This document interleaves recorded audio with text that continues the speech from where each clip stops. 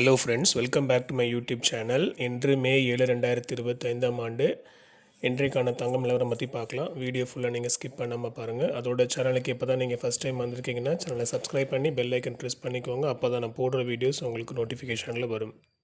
நேற்றைக்கு மார்க்கெட் கொஞ்சம் வேகமாக மூவ்மெண்ட் ஆனனால கோல்டு வந்து செகண்ட் டைம் இன்க்ரீஸ் ஆகிடுச்சு. ஆனால் ஒரு சில கடைகள் அது ரிஃப்ளெக்ட் ஆகலை. ஒரு சில கடைகளில் ரிஃப்ளெக்ட் ஆகி 9100 ரூபாய் ஒரு கிராமுக்கு சந்தைப்படுத்தப்பட்டது.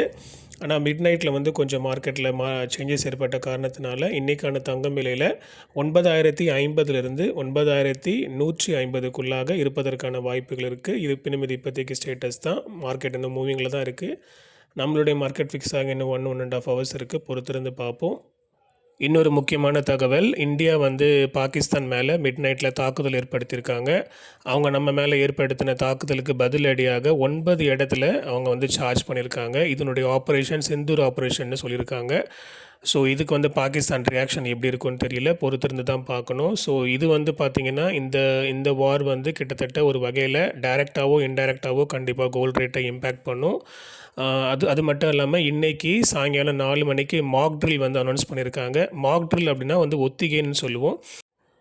அதாவது இப்போ ஒரு வேளை போர் ரிலீஸ் ஆகிடுச்சு, போர் வந்து நல்லா கன்ஃபார்ம் ஆகிடுச்சு, ஒரு பெரிய லெவல் இம்பேக்ட் ஏற்படுது அப்படின்னா நம்ம வந்து எப்படி நம்ம பாதுகாத்துக்கணும், எங்கெல்லாம் போய் ஹைட் பண்ணணும் அப்படின்னு சொல்லி ஒரு சாம்பிள் ஆக்டிவிட்டி மாதிரி அவங்க வந்து இதை வந்து நடத்துகிறாங்க. ஸோ அது பேர் தான் வந்து மாக் ட்ரில்னு சொல்லுவோம்.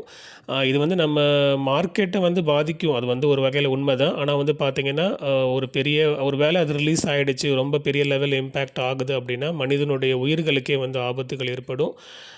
ஸோ பொறுத்திருந்து பார்ப்போம். ஸோ பாகிஸ்தான் ரியாக்ஷனும் இந்தியன் ரியாக்ஷனும் அதுக்கு எப்படி இருக்க போகுதுன்னு தெரியல. ஸோ அவங்களோட டிசிஷன் பொறுத்து எல்லாமே வந்து மாறும்.